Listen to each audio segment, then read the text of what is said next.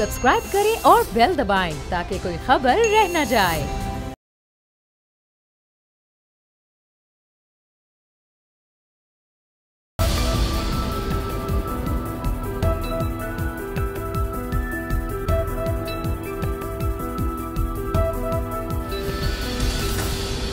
अस्सलाम वालेकुम व्यूअर्स, मैं हूं अमीर अब्बास और आप देख रहे हैं तब्दीली। आपको मेरी तरफ से, मेरी टीम की तरफ से ईद उल अज़हा की ढेरों खुशियां मुबारक हों।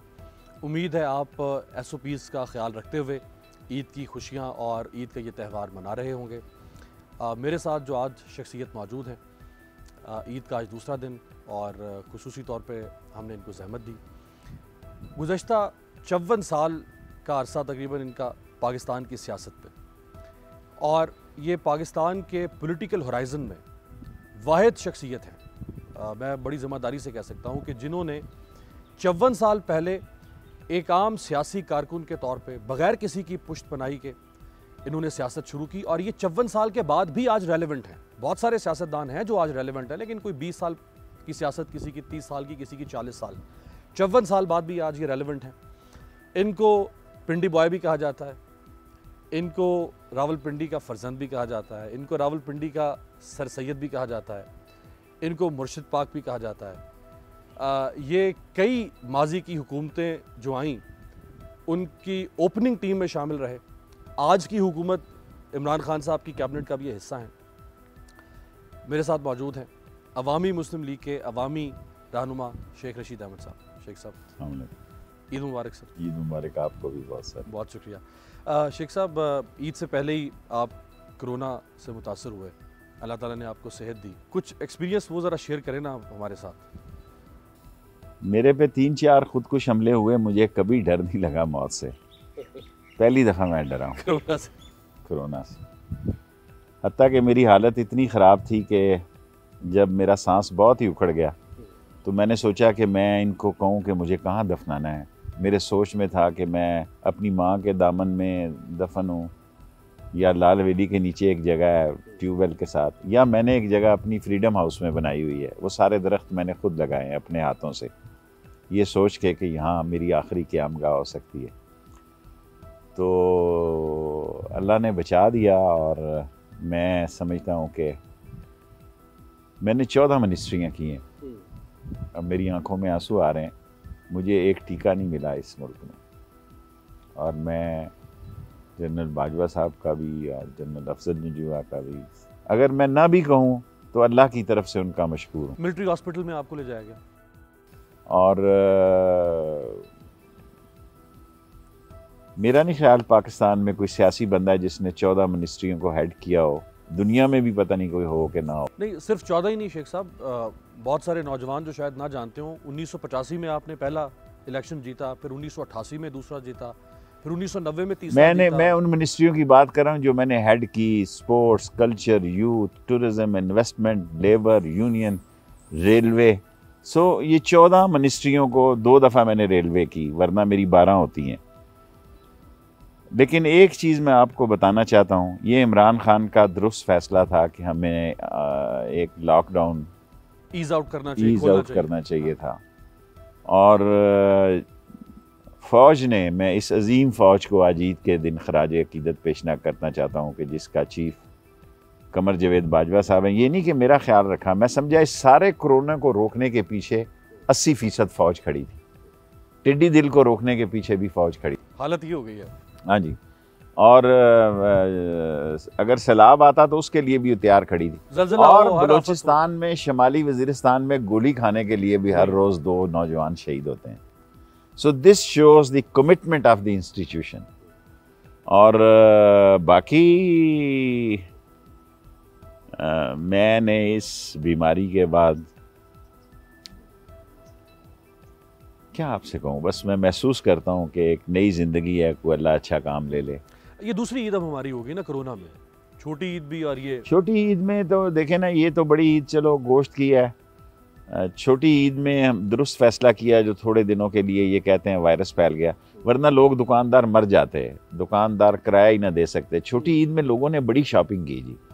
हमारा घर लाल हवेली में है और सामने मोती बाज़ार है, बाड़ा है, चाइना मार्केट है, हम खुद बोर्ड बाज़ार लाल हवेली जो है उस जोड़ है मोती बाज़ार से कि इतने पैसों की लोगों ने शॉपिंग की कि बाज़ का लोगों का ख्याल था कि हम लाल हवेली में पैसे रख दें। सर्कुलेशन पैसे की शुरू हुई लोगों की, उनके पास जगह नहीं थी, दुकानदारों के पास भी। हमने कहा भाई नहीं, आप बेफिक्र रहें, हमारी सिक्योरिटी यहाँ है, आपको कुछ नहीं होता। So this is the life. Sheikh साहब, नवंबर में शायद आप 70 साल के हो जाएंगे माशाल्लाह। इंशाल्लाह 6 नवंबर। इंशाल्लाह 6 नवंबर को। 6 नवंबर। अच्छा, 6 नवंबर को ही आपने, मेरा ख्याल है, वो अयूब खान के खिलाफ तहरीक शुरू की थी ना 1968 में। मैंने उसके लिए कल ही, कोरोना जितनी देर मैं घर में रहा, कल बीमार था, सो मैंने किताब भी मुकम्मल की है। अच्छा। सो मैंने कहा एक किताब ही लिख दूँ। अभी तो आम किताब की है, एक मैं लिखना चाहता हूँ अब, अगर खुदा ना खास्ता मेरा जल्दी ठीक ना हुआ, क्योंकि मेरे लेंस में काफ़ी ज़्यादा कोरोना ने असर छोड़ा, तो उसको मैं रिहेबिलिटेट कर रहा हूँ, बेहतर हो रहा हूँ रोज़ बरोज़ इंशाल्लाह। कोरोना से भी माशाल्लाह आप अब रेस्क्यू होके बाहर आ गए हैं और उम्र भी 70 साल आपकी होने वाली है, तो ये गालों की लाली जो है, सुर्खी, ये उम्र ढल रही है लेकिन ये बढ़ती जा रही है, इसकी वजह क्या है? बस माँ बाप की तरफ से ऐसा है। नहीं, लेकिन आंखों में शरारत भी है। नहीं नहीं, अब नहीं शरारत, शरारे ख़त्म हो चुके, चिंगारी बुझ चुकी है। तो ये 70 साल माशाल्लाह आपकी ज़िंदगी, लेकिन बहुत एक्टिव, और आपकी जुमलेबाजियाँ, आपकी फ़िक्रबाजियाँ जो हैं उनसे हम भी महसूस होते हैं। और हमारी सियासत की वो नमकीनी है, जिस तरह खाने में नमक की हैसियत है, सियासत में उसकी नमकीन की हैसियत है। तो कैसा महसूस होता है जब बाज़ औक़ात लोग आपकी जुमलेबाजियों पर तनकीद भी करते हैं कि ये शेख साहब ज़रा बिलो एवरेज जा रहे हैं? मैं नहीं जाता बिलो एवरेज कभी भी। बिलावल साहब के बारे में जरा, वैसे ही वो जलसे में थे ना, बिल्लो रानी कहने से उसको क्या चिढ़ हो जाती है। I don't want to be के भाई, अब आपने खुद ही छेड़ा है कि मैं, वो तो मेरा क्राउड को भी तो खुश करना होता है ना, लोग भी तो, मेरा मतलब है जब जलसा करते थे खान साहब के साथ तो बस, और मैंने ज़्यादा किसी के साथ पर्सनल नहीं हो। नहीं, नवाज शरीफ साहब को भी आपने पप्पू कहा था? नहीं नहीं, कभी भी नहीं कहा? नेवर। इससे मैं करता हूँ, वो भी कम कर दिया है अब। बिलावल से वो भी मैंने कम कर दिया है कि छोड़ो पर क्या है। किसी ने कहा है कि नहीं नहीं नहीं, कहते हैं लोग जो समझदार लोग हैं, वो कहते हैं कि मेरा ख्याल है कि अब आप पॉजिटिव एक्टिविटी करें। पॉजिटिव क्या होती है, जवाब तो देना ही होता है। अच्छा, आपने चूँकि कहा कि जनरल बाजवा साहब ने एक किरदार अदा किया और आप मिलिट्री हॉस्पिटल में एडमिट हुए, आप एक हार्ड कोर सियासी वर्कर हैं। जब आपने काउंसलर के ज़माने से सियासत शुरू की, हमारे यहाँ तो बहुत सारे सियासतदान हैं जो पैरा ट्रूपर के तौर पर डायरेक्ट एमएनए आके बन गए और गली महल्ले की सियासत नहीं की। तो काउंसलर के इलेक्शन में आपको फिर ज़रूरत क्या पेश आई कि आप जनरल अख्तर अब्दुर्रहमान की सपोर्ट ले लें, जब आप खुद अपने जोरे बाजू पे लड़ सकते थे? मैं डिस्क्वालीफाई हो गया ना, मेरे कागजात मुस्तरद हो गए, तो फिर मैं किधर जाता? तो मैंने साइकिल डर डर डर मारी और अख्तर अब्दुर्रहमान DG ISI थे, उसकी कोठी के बाहर जाके बैठ गया, साइकिल रखी, उसका वो आया जो उसका बैटमैन था, मैंने कहा मैंने मिले जाना है वरना रात को गेट पे सोना है। तो वो अच्छे इंसान थे, अल्लाह उनको जन्नत नसीब करे, उन्होंने अंदर बुला लिया। उन्होंने कहा क्या मसला जवान? मैंने कहा मैं फ़िट हूँ, पहला मेरा इलेक्शन है और मुझे डिस्क्वालीफाई कर दिए। और वो कहते हैं कि DC से मैंने बात की, उसने कहा अदारा क्लियर कर सकता है आपको। उन्होंने कहा ठीक है, इलेक्शन लड़े हुए, तो फिर मैं कहा जी इलेक्शन लड़ूंगा। उसने कहा ठीक है जाओ, हो गया आपका काम। मैं घर पहुंचा तो DC मुझे ढूंढ रहा था, वो DC जो मुझे मिलता नहीं था, मिल नहीं सकता था, वो मुझे ढूंढ रहा था। और जब मुझे इजाज़त मिली उस वक्त निशान अलाट करने का टाइम गुजर चुका था। फिर कुर्सी मेरा पहला निशान था, वो मैं लेके इलेक्शन के बाहर खड़ा हुआ, क्योंकि वो सुबह मुझे रिटर्निंग अफसर ने दिया जिस दिन इलेक्शन था। अच्छा, वो मैंने जीत लिया इलेक्शन। अख्तर अब्दुर्रहमान साहब के दोनों बेटों से कैसे ताल्लुकात हैं? ना होने के बराबर, ऐसी सो क्योंकि मैंने, अब तो दोनों आपके साथ हो गए ना, यानी इमरान खान साहब होंगे, लेकिन रहमान, इसका क्या नाम है, एक हारून अख्तर हो गए, हारून, और दूसरे का क्या नाम है, हारून, दूसरे का क्या नाम है, हुमायूं अख्तर। हुमायूं प्राइम मिनिस्टर बन जा सकता था, मैंने उसकी मुखालफत की 2002 के इलेक्शन। जब जमाली साहब काबिल एहतराम हटे तो उस वक्त कोई चॉइस नहीं थी।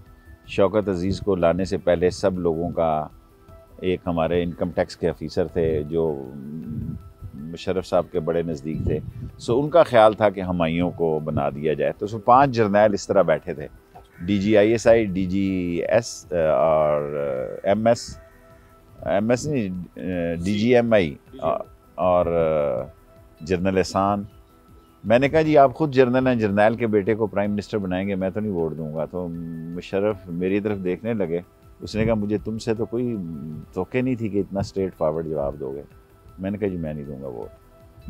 फिर उन्होंने कहा जी बात ही ख़त्म है, अगर शेख रशीद उठ के कह देगा कि मैं हमायूं को नहीं वोट दे रहा तो फिर केस सारा ख़राब होगा। फिर ये नई सियासत तुलू हुई कि जोई शुजात थोड़े अरसे के लिए आएँ, उसके बाद शौकत अजीज़ आए। लेकिन हमायूं को अच्छा आदमी है, बुरा आदमी नहीं है, कभी उसने मेरे से बुरा नहीं किया। लेकिन मैंने प्रिंसिपली ये सोचा कि अगर मुशर्रफ आर्मी चीफ हो और आर्मी DGISI का बेटा प्राइम मिनिस्टर हो तो बड़ा अजीब मैसेज आता है। क्या वजह है कि मुशर्रफ साहब के ज़माने में 3 प्राइम मिनिस्टर आए, शौकत अजीज़, चौधरी शुजात 1 महीने के लिए और जमाली साहब, आपका नाम क्यों नहीं आ गया? मैं दरअसल मेरी जो शोहरत बनी वो शायद मीडिया वाइज इस किस्म की बनी। शुजात तो भाइयों की तरह था, शौकत अजीज़ शीशे में उतारने की इनकी ट्रेनिंग होती है, इनकी सारी ट्रेनिंग PR की होती है। हम इस्तेमाल हो जाते हैं, जैसे अभी आपने कहा कि बिलावल के बारे में हमें कोई कहेगा तो हम फट डस करके फायर कर देंगे, हैं जी, एक फायर करेगा हम 2 कर देंगे। ये लोग बड़े मामला फहम होते हैं, ये हर एक से बना के रखते हैं, इनकी अपोजिशन से भी लड़ाई नहीं होती, ये अपोजिशन से भी मिले होते हैं किसी ना किसी खाते में। तो हम तो जिसके साथ होते हैं उसके साथ खड़े हो जाते हैं। चॉइस किसकी थी? ये कहाँ से हीरा चुना है शौकत अजीज़ मुशर्रफ साहब ने ऑल ऑफ द सडन? यानी आप लोग शौकत अजीज़ नवाज शरीफ के साथ भी बड़ा फिट था। जब मैं नवाज शरीफ के साथ था उस वक्त भी फिनांस की आके ये मशवरे वगैरह दिया करते थे, ये वो है। उसने मुशर्रफ को शीशे में उतारा हुआ था। मुशर्रफ ये नहीं कि मेरे साथ शीशे में नहीं उतरा हुआ था, मेरे साथ, मैं रात को सूटा लगाने के लिए, अब तो चर्चिल तरस गए हैं को हिब्बा का सिगार ब्लैक चर्चिल कहाँ से मिलेगा। सो शौकत अजीज़ ने उसको उतारा। अब तो आपको डब्बे आ जाते होंगे। ठीक, सही कह रहे हैं आप। लेकिन वो हिब्बा के नहीं भेजते, चर्चिल के नहीं भेजते, वो रोमियो जूलियट के भेजते। तो शौकत अजीज़ को यूं उन्होंने शीशे में उतारा, परवेज़ मुशर्रफ साहब को प्राइम मिनिस्टर बन गए। अच्छा शेख साहब, तारक अजीज़ भी इसमें शामिल था जो प्रिंसिपल सेक्रेटरी थे मुशर्रफ साहब। अच्छा, वो तो एक ग्रुप था परवेज़ मुशर्रफ का जिसमें वो साबिक मरहूम वज़ीर दिफा तारिक अजीज़, ये सारे मुशर्रफ साहब के यूनिवर्सिटी फ़ेलो थे। हर इंसान चाहता है कि मेरी प्रमोशन हो अपने करियर में, प्रोफेशन में। जो सूबाई वज़ीर होता है वो कहता है कल को MNA बन के फेडरल मिनिस्टर बन जाऊँ। जो फेडरल मिनिस्टर है वो चाहता है कि प्राइम मिनिस्टर है, चीफ मिनिस्टर है, प्रेसिडेंट है, पर ऊपर यही 3 बड़े होते हैं। तो आपकी ख्वाहिश नहीं क्या प्रमोशन हो? मैंने कभी भी नहीं सोचा, ना मुझे पसंद था। मैं जिस कैबिनेट में भी रहा कोई प्राइम मिनिस्टर के रोल से कम नहीं रहा, यानी मैं डिसीजन मेकिंग में शामिल। खबर तो आपकी इतनी चलती है प्राइम मिनिस्टर। हाँ, और मैं नहीं चाहता कि मैं प्राइम मिनिस्टर बनूं, और ना मेरी ख्वाहिश थी। देखें ना आप, मेरा ये भी देखें कि गली महल्ले से मैं उठा, काउंसलर से मैं शुरू हुआ और 14 मिनिस्ट्रियाँ मैंने की। अल्लाह का इस भी शुक्र अदा कर देना चाहिए, कोई इल्ज़ाम नहीं लगा, किसी नैब ने नोटिस नहीं भेजा। देखिए ना, ये भी कम बात नहीं है, कोई ये नहीं कहेगा यार चोर था या कब्ज़ा ग्रुप था। या आप मेरे शहर कॉन्स्टिट्यूंसी में कैमरा लेके जाएं, किसी से कहें कि शेख रशीद ने पुलिस की कब्ज़े की, कोई नहीं। रस्सागिरी की सियासत की हो, थाने कचहरी की। शेख साहब, आपकी पार्टी में, यानी आपसे मुराद इमरान खान साहब की पार्टी में तो बहुत सारे लोगों के नाम आ रहे हैं जिनके दिल में ये ख्वाहिश मचल रही है कि हम वज़ीर आज़म बने। मचलती रहे जी, मैं तो इमरान खान के हैं ना कुछ लोग ऐसे। वो ऑफ कोर्स होंगे, ये क्यों नहीं होंगे। वो ये असद उमर साहब का नाम भी है, कुछ शाह महमूद कुरैशी साहब। असद उमर को तो आगे ही देखें, 7वें महीने बाद वजारत मिली है, 7 महीने बेचारा वो, और वो सामने उसका घर था। मैं सुबह उसको गया तो उससे घर भी खाली करा लिया था। मेरे से अगर कहें, जब मैं अगर वज़ीर ना हूँ तो मेरे से तो किसी का बाप भी 1 महीने तक या 1 साल तक नहीं खाली। पिछली दफ़ा जब हमारी हुकूमत ख़त्म हुई तो मैंने तो 1 साल किराया देता रहा। मैंने कहा मकान नहीं मिल रहा, फिर 6 महीने की अप्रूवल मिल गई। पीपल्स पार्टी की हुकूमत आ गई थी लेकिन आपने घर नहीं छोड़ा। 6 महीने मुझे अलाउ हो गया था। तो और ये भी कोई मुफ्त तो नहीं ना, लाख रुपया किराया देते हैं, लोग समझते हैं मुफ्त है। लेकिन शेख साहब, 1985 से लेके बहुत सारे लोग आए जो वज़ीर आज़म बनते गए। आपके साथ ही कुलीग्स थे आपके, कुछ जूनियर थे आपके, कुछ आपसे सीनियर हो गए। लेकिन क्यों आखिर शेख रशीद वज़ीर आज़म क्यों नहीं बन सकते? मालूम नहीं, ना मैं लॉबी कर की, ना मेरा दिल है। मैं समझता हूँ एक हालांकि रेलवे इमरान खान ने मुझे दी, क्योंकि मैं इंफॉर्मेशन में नहीं जाना चाहता था। उसकी ख्वाहिश थी कि मैं इंफॉर्मेशन में जाऊं। मैंने कहा मैं 2 दफ़ा कर चुका हूँ, बहुत हो गई है। मेरे दिल में नहीं है बिल्कुल। अब तो बिल्कुल ही सोचता भी नहीं हूँ। मैं कहता हूँ अल्लाह बस ये नाला लई आला और मेरा ML1 हो जाए। 2 प्रोजेक्ट्स में बस रह गए हैं, बस काफ़ी आदमी इज्जत से। अच्छा, कहा जाता है कि जब आप अपने करियर के उरूज पे चले जाएं तो बेहतरीन वक्त होता है कि आप रिटायरमेंट ले लें। तो अब ये जोबन है आपके करियर का, तो रिटायरमेंट का प्लान है? बिल्कुल प्लान में है मेरा। नाला लई और ML1 अगर जिस वक्त ये इंटरव्यू हो रहा होगा उसका फ़ैसला शायद हो चुका होगा, तो बस दोनों के बाद ML1 में एक ही है कि जॉब्स की बहुत बड़ा ट्रैक है, 1870 किलोमीटर और 5 डुअल ट्रैक है और फास्ट ट्रैक है, फेंसिंग के साथ और ब्रिजेस और अंडरवे। सो ये 14 साल पहले मैंने दस्तखत किए थे। लोग तो ख़रीदारी में लगे रहे ना। हमने तो 5 रुपए की भी रेलवे में भी जाके ख़रीदारी नहीं की।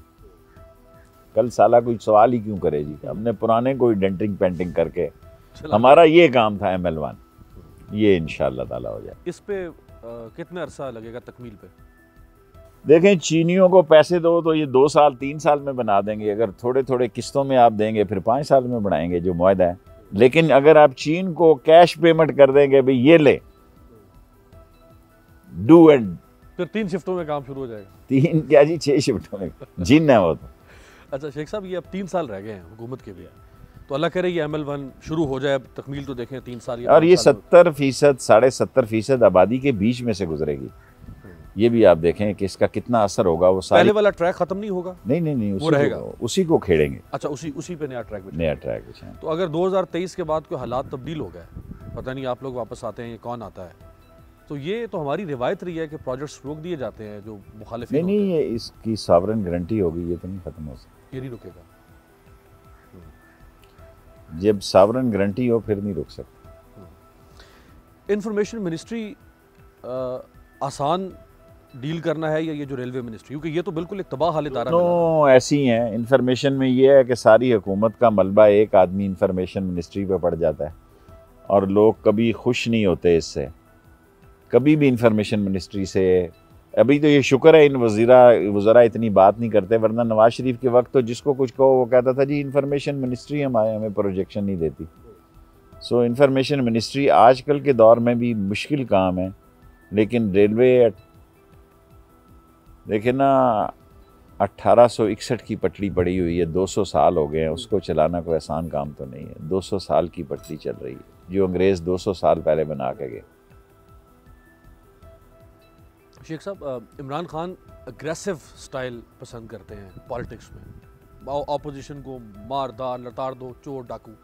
शिबली फराज वो उनके अंदर वो अग्रेसिव स्टाइल नहीं है। इमरान खान को देखें, अग्रेसिव दोनों बुरे तो नहीं थे, फवाद चौधरी भी और डॉक्टर साहबा भी।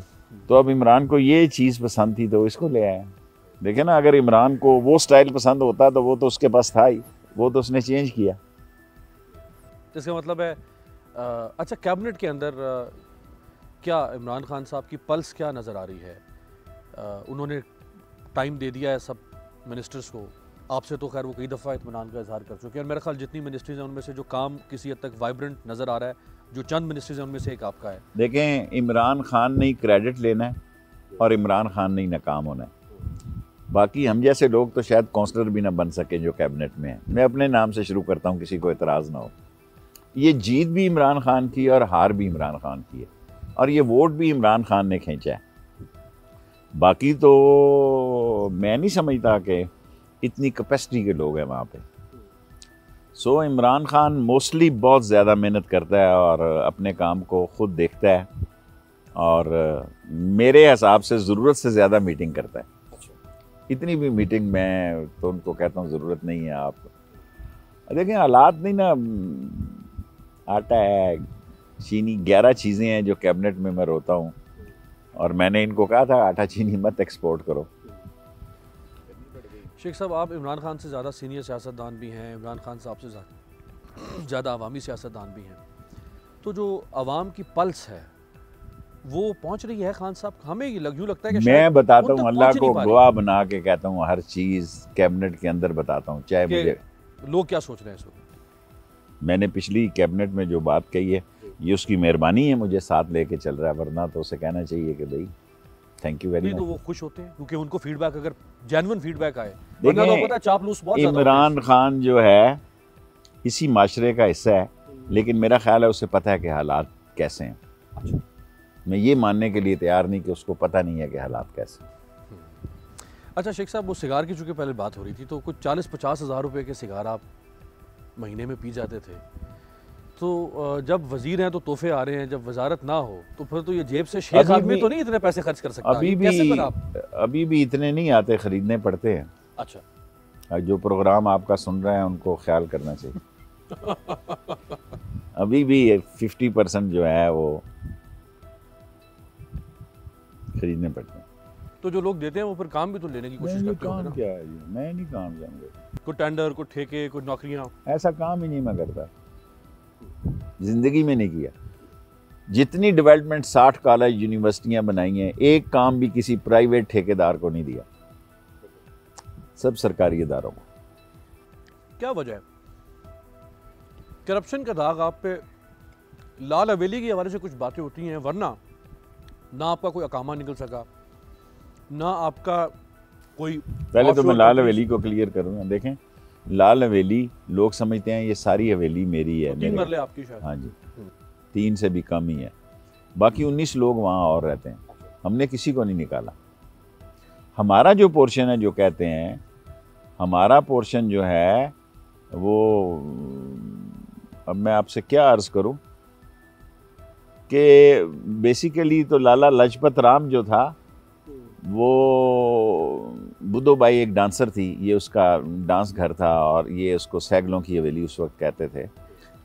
और अदालत ने 2 दफ़ा अदालत रिजर्न की, कहने को वो तवाइफ थी, लेकिन वो बहुत ही अजीम औरत थी।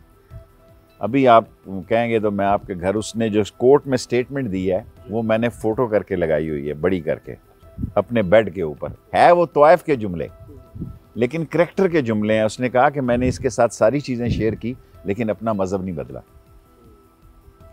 मैं मुस्लिम, और जो सबसे अच्छी, लाला लाजपत के साथ उसने कहा मैंने दीन नहीं बदला। दीन नहीं बदला। ठीक है, अदालत ने रहम खाया और उसको वो 2 मरले या 2.5 मरले जो है उसका तीसरा हिस्सा, वो उसको अजीम था। वो जज, उसको पता था ये बड़े जालिम लोग हैं। अब देखें ना, इस कोरोना में भी लोगों ने टीके बेचे हैं, मौत से तो नहीं डरे।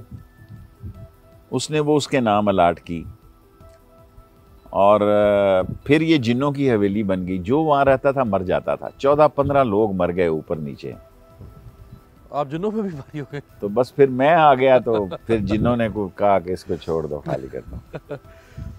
अब कोई आपकी औलाद तो है नहीं ना, आपका कोई सियासी उस तरह से वारिस, तो ये फिर बिल्डिंग का क्या बनेगा? मैं उसको यूनिवर्सिटी को दे रहा हूँ। अच्छा, उसको डोनेट कर रहे हैं आप? हमारी दूसरी यूनिवर्सिटी चल पड़ी है, 7000 बच्चियों ने दाखिला लिया। एक कॉलेज इसी हफ्ते एक और खुल जाएगा। बेसिकली हमने एजुकेशन और हेल्थ पे जोर दिया। एक हॉस्पिटल हमारा तकरीबन माँ बच्चे का बिल्कुल 60-70-80% बन गया।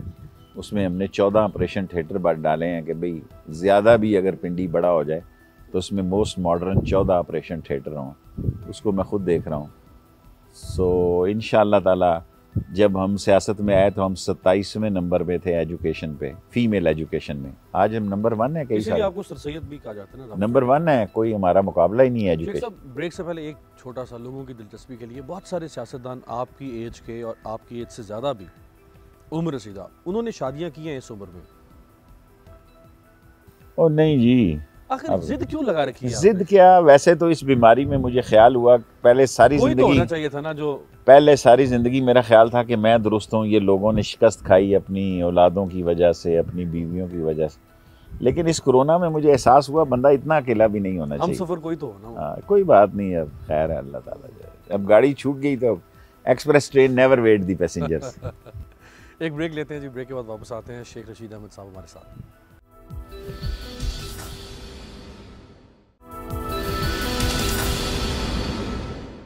ब्रेक के बाद खुशामदेद। वफाकी वज़ीर रेलवे शेख रशीद अहमद साहब हमारे साथ हैं। शेख साहब, ज़ाती ज़िंदगी का कोई दिलचस्प वाक़या सुना है? सियासी नहीं, ज़ाती ज़िंदगी का। मालूम नहीं लोगों की दिलचस्पियाँ क्या है ईद के दिन, है जी।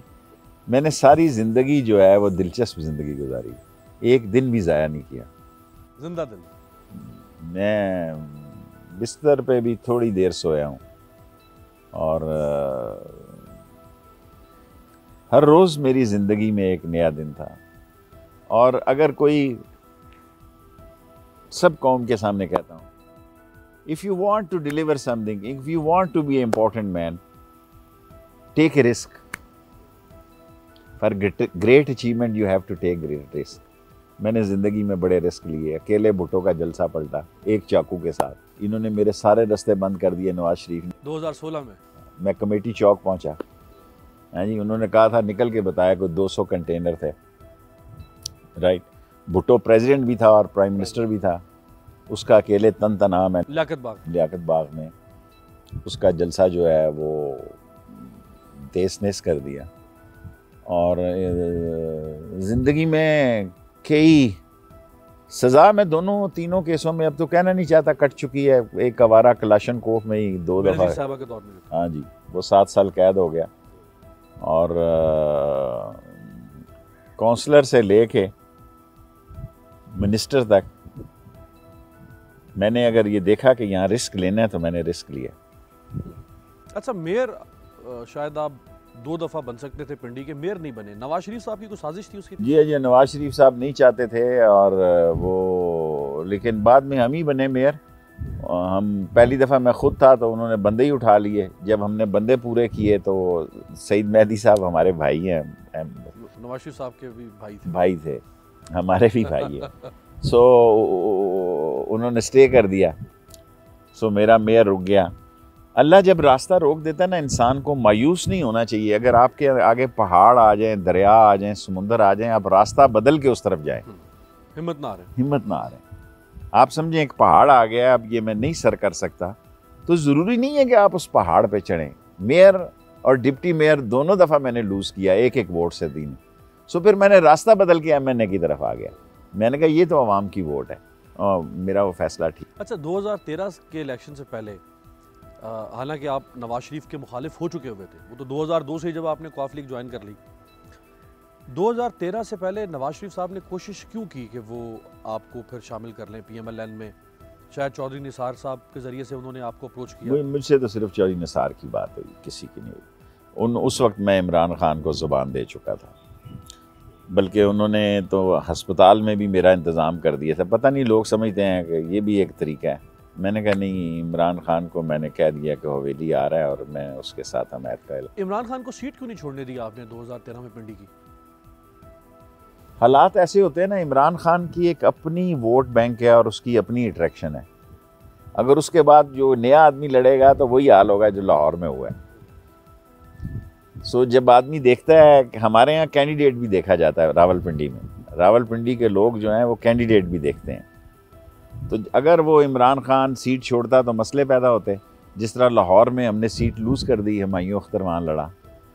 सो इमरान खान का अपना वोट बैंक है, दूसरों का अपना वोट बैंक है। खराबी जैसे आपका कोई सियासी वारिस उस तरह से नहीं है, इमरान खान साहब के बेटे भी बाहर हैं, वो ना उनको लाए, ना मुस्तकबिल करीब में लग रहा है कि उनको सियासत में लाएंगे, तो तहरीक इंसाफ में इमरान खान साहब को कौन रिप्लेस कर सकता है? कोई भी नहीं। Then that will be the last day. ये फिर जो भी हो, इसका ये नहीं मुझे मुस्लिम लीग या मुस्लिम लीग फंक्शनल, जो भी हो, देखें आप मुझसे, मैं वजीर हूँ, उसके साथ आप मुझसे बड़ा मुश्किल बात पूछ रहे हैं। मैंने कहा कि इमरान खान की रिप्लेसमेंट नहीं है तहरीक इंसाफ। मैं तो कम से कम सोच भी नहीं सकता, मुझे तो कोई बंदा नजर नहीं आता कि ये रिप्लेसमेंट। अच्छा, नवाज शरीफ चले गए लेकिन मुस्लिम लीग नून चल रही है। नवाज शरीफ 4 साल से एक तरह से आउट है सियासत से भी। और बहुत सारी, अल्ताफ हुसैन के बाद कहा जाता था कि जो भाई का गद्दार है वो मौत का हकदार है। अल्ताफ हुसैन की आज MQM चल रही, क्या वजह है? देखें नवाज शरीफ अभी गया नहीं ना, शहबाज यहाँ बैठा है, उसकी बेटी सियासत कर रही है, वो इन टच है। और अल्ताफ चला गया तो चला गया, उसके पीछे एक नई MQM है, बेशक उसके फॉलोअर हो वहाँ पे अभी भी। और लेकिन मैं इमरान खान की कोई रिप्लेसमेंट पार्टी में नहीं देख रहा। कम से कम मैं उसके साथ इस वक्त जब आपको इंटरव्यू दे रहा हूँ उसके बाद अंधेरा ही देखता हूँ। अच्छा, इसमें देखिए ना, शाह महमूद कुरैशी सबको आप शामिल करके एक ही जगह कर लेना, आप किसी का नाम लेंगे मेरे लिए मसला नहीं, मैं पैदा। आपके लिए नहीं, वैसे मैं कह रहा हूं कि कोई उसकी रिप्लेसमेंट नहीं है। That will be the end of this party. अच्छा, चूंकि आपकी पेशगोइयाँ जो हैं वो हेडलाइंस बनती हैं, लोग बड़ा महसूस होते हैं उनसे, तो इमरान खान के बाद आप कह रहे हैं कि तहरीक इंसाफ का कोई, जो कुछ मैं अभी देख रहा हूं वो भी कायम दायम सिर्फ इमरान खान की वजह से है, वरना आपस में काफी जोड़ो कराटे हैं इनके। लड़ाइयाँ तो है अंदर। हाँ जी।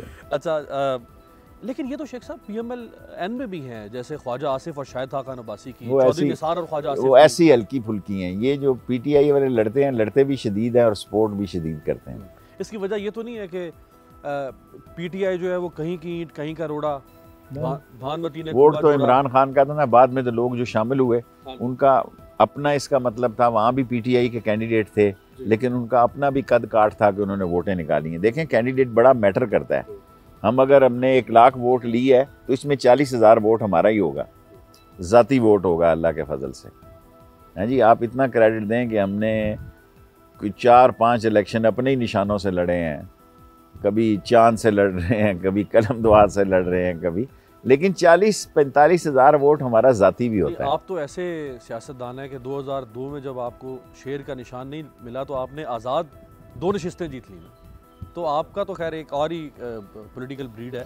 लेकिन ये जो लोग शामिल हुए इनका भी अपने अपने इलाकों में असर है, बरादरी है ना, ये मेलसी है, ये किची है, ये टवाना है, ये ममडोट है, ये जट है, ये मखदूम है, ये राई है, ये साई है। सो ये मैटर करते हैं। हमारे यहाँ तो जितना शेख मेरी बरादरी का है वो नून लीग के साथ है। सो मैं तो डेंटर, पेंटर, वेल्डर, मैकेनिक, मोची, दर्जी, धोबी, नाई, कबूतरबाज, मैं कबूतरबाज के अड्डों पे भी वोट मांगने जाता हूँ, क्योंकि मुझे पता है ये मेरा वोट है। अगर मैं अपने किसी शेख से पास जाऊँगा तो मुझे 100 दफ़ा पता लगेगा कि यार ये सोचेगा कि देगा, लेकिन उस कबूतरबाज का, डेंटर पेंटर का मुझे पता है कि वो शेख रशीद को वोट, उसको पता है कि शेख रशीद का मेरे साथ यस है। अरे शेख साहब देखिए ना, हिस्सा बकदरे जुस्सा होता है। अब जो कल के 9 वारिद हैं तहरीक इंसाफ में, वो भी अपना हिस्सा मांगेंगे। जो पुराने 20-25 साल से हैं, भले उनका कद सियासी छोटा होगा, वो भी हिस्सा मांगेंगे। तो जो अभी आए वो भी हिस्सा मांगेंगे। फिर ये तो एक अजीब, इमरान खान साहब को इसका कोई मुतबादल तैयार नहीं करना चाहिए? वो तो खला छोड़ के जाएंगे एक बात। नहीं, अभी तो 2 साल हुए हैं, ये साल काफ़ी मेहनत का साल है, इसमें मेहनत करेंगे। क़यादत कैसे निकलती है? 2-3 वाक़यात किसी हादसे से निकल आती है। हम कैसे निकले? हम चीनी माफिया के ख़िलाफ़ निकले जिसका कुछ नहीं बिगाड़ सके। 2 लाशें घर लेके आए मोहल्ले में, कुछ नहीं बिगाड़ सके। और अब भी मेरा ख्याल है कि हम इस माफिया का कुछ नहीं बिगाड़ सकते। आपने तो हाथ खड़े कर दिए हैं। मैं इस सब टीवी के सामने खड़े कर रहा हूँ कि इस मुल्क में कोई सियासतदान नहीं है जो चीनी के नाम पे लाशें घर लाया हो। मैं हूँ, लेकिन मैं कुछ नहीं कर सका उनका। बल्कि उन्होंने इस प्राइम मिनिस्टर के बीजिंग के दौरे में मुझे थ्रेट की कि हम तुझे देख लेंगे कि तू कैसे जीतता है। मैंने कहा अभी तक मैं जीतता आ रहा हूँ, घबराओ नहीं। अगर मैं लड़ा तो मैं जीत जाऊँगा, घबराए नहीं। आप सारे चीनी वाले मेरी मुखालफत करें। सर जी, माफिया का कोई कुछ नहीं बिगाड़ सका पाकिस्तान में। ये तो शेख साहब आप बड़ी एक मैंने इतनी बड़ी बात की है कि मैं लाशें लेके लाल हवेली आया हूँ। मैं इस माफिया का कुछ नहीं बिगाड़ सकता। लाशें तो किसी सियासतदान के पास इस वक्त नहीं है ना। कोई इतना, मैं इतना मकबूल था जवानी में कि मैं लाशें घर लेके आया, लेकिन कुछ नहीं हुआ। राइट जी, एक ब्रेक लेते हैं। ब्रेक के बाद वापस आते हैं शेख साहब से। आखिरी हिस्से में अब हुकूमत के ऊपर थोड़ी बात कर लेते हैं। मुस्तकबिल क्या होगा इस हुकूमत का? इमरान खान साहब का तो उन्होंने बड़ी वजाहत से और बड़ा कैंडिडली बताया। लोग शायद ढके छुपे लफ्ज़ों में बात करते हैं। उन्होंने बड़ा स्ट्रेट फॉरवर्डली कहा कि इमरान खान एक बहुत का दवर है, जारी बात है, लेकिन उसके बाद एक खला है।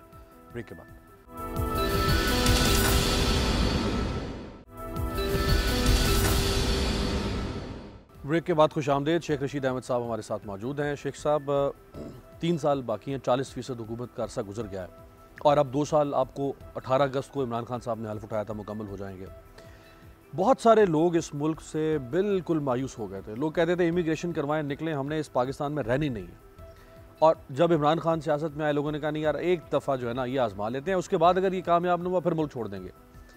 आपको लग नहीं रहा कि एक ये लोग मुल्क छोड़ के गए, उनका भी क्या बन गया जी? अब वो पछता रहे हैं अपनी जवानी का हिस्सा बाहर लगा के। आपका प्रोग्राम जो है ओवरसीज़ देख रहे होंगे। मैं 600 वेस्ट ब्रॉडवे में भी कालीनों का काम करता था और सारे पाकिस्तानी मुझे कहते थे यहाँ रह जा।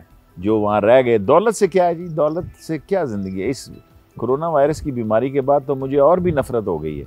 दौलत और ज़िंदगी में बड़ा फ़र्क है। ये इतनी आपके पास होनी चाहिए कि कहीं हाथ ना फैलाने पड़े, किसी से कर्जा ना लेना पड़े, और इतनी भी नहीं होना चाहिए कि खाम खा कैलकुलेटर पे ही जमा करते रहें कि इतने मिलियन हो गए या इतने बिलियन हो गए। सो मेरे ख्याल में इमरान खान पे ये मुश्किल वक्त ज़रूर है, ये 2, 4, 6 महीने, और अपोजिशन कोशिश कर ले। वो बड़ी ईद के बाद कह रही है हम निकलेंगे, बड़ी ईद के बाद तो मुहर्रम है।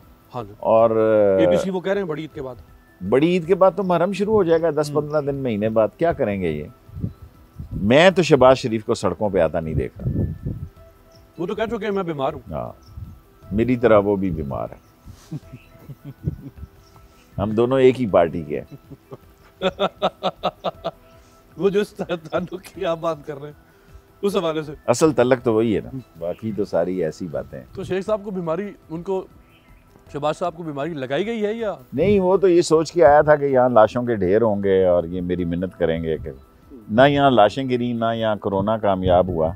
इमरान खान को कोई दुआ है, बच बचा हो गए, वरना तो हालात जो है ना जी वो इतने अच्छे ना थे। और ये साल हमारे पे काफ़ी मुश्किलात होंगी। अगस्त, सितंबर, नवंबर, दिसंबर 4 एक महीने हैं जो, उसके बाद ठीक हो जाएगा इमरान खान और उसकी कारकर्दगी बेहतर हो जाएगी। नवाज शरीफ पापा क्या बनेगा? उसका दिमाग ख़राब है, वो शहबाज शरीफ गलती कर बैठा, वो आएगा। फंस गया, ज़मानत पे ज़मानत हो जा रही है। देखे ना, यहाँ को कह रहा था को मुर्गा पकड़ा गया थाने में, उसको पता नहीं कितने हफ्ते हो गए हैं, उसकी ज़मानत नहीं हो रही। तो ये मुर्गा ही है, समझ लें शहबाज शरीफ। उसका असेसमेंट गलत हो गई। उसने जो कोई इशारे मिले होंगे ना पहले। क्या इशारे मिलने जी? इशारा तो हर एक के पास है, लेकिन इशारे वाले भी जो होते हैं ना, उसमें पीला भी होता है निशान, है जी। एक तो लाल हरा होता है, पीला भी होता है कि सोच समझ के ज़रा लाइन क्रॉस, येलो क्रॉसिंग जो है ना जी। सो उन्होंने समझा ग्रीन है और ग्रीन में येलो में फंस गए वो। मरियम नवाज, मैंने तो कभी कोई इतना सियासी उनसे मेरा तल्लक वल्लक नहीं है, फलां ऐसा है। और अल्टीमेटली नवाज शरीफ तो यही चाहते हैं कि मरियम लीड करे, और शहबाज और हमज़ा दूसरी पार्टी है, वो कुछ कर सकते हैं नहीं कर सकते, दैट आई डोंट नो। मैं नवाज शरीफ और आसफ जरदारी के ख़ानदान की कोई सियासत नहीं देख रहा। मैं ईद पे इतना बड़ा बयान दे रहा हूँ, अल्लाह मुझे इसमें इज्जत दे। मैं कुछ भी होता इस मुल्क में देख सकता हूँ। ये दोनों खानदान वापस नहीं आएंगे। इनकी जो मैटर करते हैं लोग पावर में, वो मिनुल हासिल जमात समझते हैं ये काबिल नफरत लोग और करप्ट लोग हैं। बेशक ये अदालतों से बरी हो जाएं। मैं तो सुप्रीम कोर्ट का हामी हूँ जो उसने कहा कि 120 अदालतें लगा दें। उन्होंने 30 दिन कहा या 120 दिन हो, मैं समझता हूँ एक मसले का हल हो जाएगा। 2620 केस हैं लोगों पे रेफरेंस, और 20 जज बैठे हैं, वो कैसे करेंगे? मैं कहता हूँ जी 20 केसों का इस मुल्क में फैसला हो जाए, या वो रहा हो जाए सियासतदान या वो जेल चले जाएं, आप देखें सुकून हो जाएगा। शेख साहब, ऐसा जबरदस्त फार्मूला चीफ जस्टिस ने दिया है। हाँ, बिल्कुल। मैं समझता हूँ कि उसने निचोड़ इस माशरे का दे दिया कि ठकाठक। अब क्या होता है जब मार्शल आते हैं, अदालतें लगती हैं इस तरह, मिलिट्री कोर्ट फैसले करती सर हैं। ये छोड़ें मिलिट्री। मैं तो मिलिट्री कोर्ट का सजा याफ्ता हूँ ना, सिविलियन।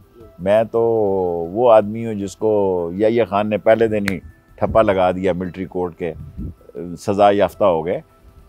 मैंने लोगों को कतारें बनने हुए देखा है कि लोग जो स्टेशन कमांड इंचार्ज होता है वहाँ दरख्वास्त दे रहे होते हैं कि हमारा केस जो है मिलिट्री कोर्ट सुने। 100-200 नहीं, हजार लोगों को मैंने कचहरी में लाइनों में खड़े हुए देखा है कि जी हमारा अदालत से केस जो है हमारे साथ बड़ी ज्यादती हुई है, समरी कोर्ट ट्रायल हो, मिलिट्री कोर्ट सुने। लोग जल्दी केस का फैसला चाहते हैं। अगर 120 अदालतें हो गई और 120 दिन में ही फैसला हो गया तो ये आधे चोर फारग हो जाएंगे। अगले इलेक्शन में आपको कोई ये नहीं कहना पड़ेगा कि ये चोर है। शेख साहब, आखिरी सवाल। देखिए, इमरान खान साहब की 26 साल की सियासत, सारी की सारी सियासत करप्शन के खिलाफ जंग और एहतसाब के नाम पर चलती रही। बाकी तो और उनके फलाई नारे थे सोशल वेलफेयर स्टेट के, लेकिन एहतसाब, इन 2 सालों में किसी एक आदमी को भी सज़ा नहीं हुई, क्या आपने इमरान खान साहब ने एक दफ़ा वज़ीर आज़म का लिबादा उतार के तन्हाई में बैठ के कभी डिस्कस नहीं किया? आपने नहीं पूछा? देखिए, मैं सरेआम उससे बात कर सकता हूँ, कश्ती में सवार है, मैं सरेआम भी ये बातें कहता हूँ। इमरान खान चाहता है कि इन लोगों को सजा हो नहीं पा रही। सेकेंडली, जो नैब ज़दा हैं वो तरमीम ला रहे हैं। देखो ना, जिनके नैब में केसेस हैं, अगर वो तरमीम लाएंगे तो शेख रशीद आपके प्रोग्राम में ये ऐलान करता है कि मैं सोचूंगा कि मैं इसको वोट दूं या ना दूं, इस तरमीम को। यानी नैब ज़दा लोग अगर तरमीम लाएंगे, जिनके नैब में केसेस हैं, ये आपको स्टडी करनी चाहिए कि भाई कितने लोग हैं जो इस तरमीम की 30 रुकनी कमेटी में है, शामिल है, बिल्कुल शामिल है, और उसमें कितने केसेस हैं जिन पे, तो उनका क्या हक बनता है? अगर वो तरमीम लाएंगे तो आप वोट नहीं देंगे? मैं नहीं दूंगा। तो शेख साहब, फिर ये इमरान खान साहब, इमरान खान भाई है, उसके साथ खड़ा रहेंगे, उसको समझाएंगे गलत काम है। तो ये 5 साल के बाद 2023 के इलेक्शन कैंपेन का अगर मैं नक्शा ज़हन में लाऊं, तो इमरान खान फिर जलसों में पहले तो कहते थे 18 में कि मैं लटकाऊंगा, सड़कों पे घसीटूंगा, 23 में देखें, इमरान खान इतना सादा नहीं है जितना लोगों ने समझा हुआ है। ये साल वो टका के लगाएगा। देखें, फाइनेंशियल क्राइसिस से बाहर निकल आना, कोरोना से बाहर निकल आना, इंडियन अटैक से बाहर निकल आना, इस अपोजिशन को खुडे लाइन लगा देना। क्या आप देखें, ये तहरीक चला के देखें। मैं फजलुर रहमान का नहीं कह सकता, मैं फजलुर रहमान को भी बिल्कुल समझता हूँ कि अपोजिशन में है, उसके साथ उलमा दीनी फोर्सेस आ सकते हैं। ये निकाल के बताएं ना कितने लोग आएंगे। बिलावल नहीं कोशिश करेगा? देखें, मसला क्या है, अगर बिलावल ने प्रेस कॉन्फ्रेंस करता है, इतना टाइम है मीडिया के पास, वो 4 दफ़ा चलती है, तो वो पागल होगा जो जलसा करेगा। अगर मेरा ये इंटरव्यू करोड़ों लोग सुने तो मैं पागल हूँगा जो कहूँगा जी मैं कमेटी चौक में खिताब करने लगा हूँ। और ये आसान तरीका है जो चुनाया गया है कि इंसान ने अपनी बात पहुँचानी होती। कितने लोग बिलावल के साथ हैं जी? कोई, सब लोगों को पता है ये करप्ट खानदान है। शेख साहब, जरदारी साहब के ऊपर फर्द जुर्म लग रही है, 2 महीने से फर्द जुर्म। सर, यहाँ 20 साल से नहीं लगी लोगों को, 2 महीने 2 साल से नहीं लगी। तो ये आखिर इसका कोई तो देखे ना हल निकलेगा। मैं आपसे इत्तेफाक करता हूँ। अब जगह, ये तो बिजनेस एज यूजुअल से तो एहतसाब नहीं होगा। I agree with you. अब बात वहाँ पहुँच गई है, अब बात वहाँ पहुँच गई है, या हाथ आसमान पे लगेंगे या पाँव ज़मीन पे लगेंगे, फैसला होगा। अच्छा, ये आखिरी सवाल अब कर लेते हैं। ये जो पार्लियामेंट्री सिस्टम है, इसमें इमरान खान इत्तेहादियों की वजह से हर तरफ मजबूर फंसे हुए हैं। क्या कुछ सदारती निज़ाम जिसमें प्रेसिडेंट डायरेक्ट इलेक्ट होकर आए, कम से कम वो कुछ करे ना करे, मजबूर और मफलूज तो होकर नहीं बैठेगा ना? देखें, मैं तो खुद सदारती निज़ाम का हामी हूँ, बुराई नहीं है इसमें। बात हुई है खान साहब से? नहीं, कभी नहीं हुई। तो क्यों नहीं आप फ्लोट करते हैं? नहीं, मैं ये तो अब देखें ना, इसके लिए बहुत सारी मेहनत दरकार है। कॉन्स्टिट्यूशन को छेड़ना भी कोई आसान काम नहीं है। ये ना हो एक दफ़ा छेड़ दें और ये फिर पकड़ा ही ना जाए। अगर आप कभी वज़ीर आज़म होते और आपके सामने वज़ीर आला पंजाब का ऑप्शन आता? मैं वो ख्वाब देखता हूँ जो हकीकत पे मबनी हो। अच्छा, चलिए, आप पार्टी चेयरमैन होते, पार्टी चेयरमैन होते, आपके सामने वज़ीर आला पंजाब का ऑप्शन आता, उस्मान बुज़दार को आप लगाते? देखें, इमरान खान की ये चॉइस है। मुझे दुल्हन वो जो पिया बन पाए, उसने दोनों जगह पे ऐसे लोग लाए। हालांकि मैंने परवेज़ खटक की हिमायत की थी कि इसने अच्छा रिजल्ट दिया, इसको लगाओ, पर उसका इरादा नहीं था। सो वो 2 बंदे ऐसे लाया जो उसके ही हदायत और उसके ही अहकामात में हों। सोच के बोल रहे हैं। जो उसके अहकामात में और उसके इशारे पे हों। सो वो दोनों बंदे ले आए और उसकी परफॉर्मेंस पे बहुत सारे लोग बातें करते हैं, लेकिन मैं तो देखो ना, अगर इमरान खान उनके साथ हैं तो मैं इमरान खान के साथ। बहुत बहुत शुक्रिया। शेख रशीद अहमद साहब हमारे साथ मौजूद थे। शेख साहब पाकिस्तान के उन कम सियासतदानों में से हैं कि जो 6 दफ़ा अनइंटरप्टेड इलेक्शन जीता इन्होंने। 1988 से लेकर 2002 तक सिर्फ एक 2008 का इलेक्शन हारा, 13 में फिर कामयाब हुए, 18 में फिर कामयाब हुए। जो जिम्मेदारी ये ML1 की निभाना चाहते हैं, हम सब दुआगो हैं कि वो कम से कम वो क्रेडिट शेख रशीद साहब को मिले, क्योंकि ये पाकिस्तान का क्रेडिट है। बहुत शुक्रिया, आपसे मुलाकात होगी इंशाल्लाह अगले हफ्ते। सब्सक्राइब करें और बेल दबाएं ताकि कोई खबर रह न जाए।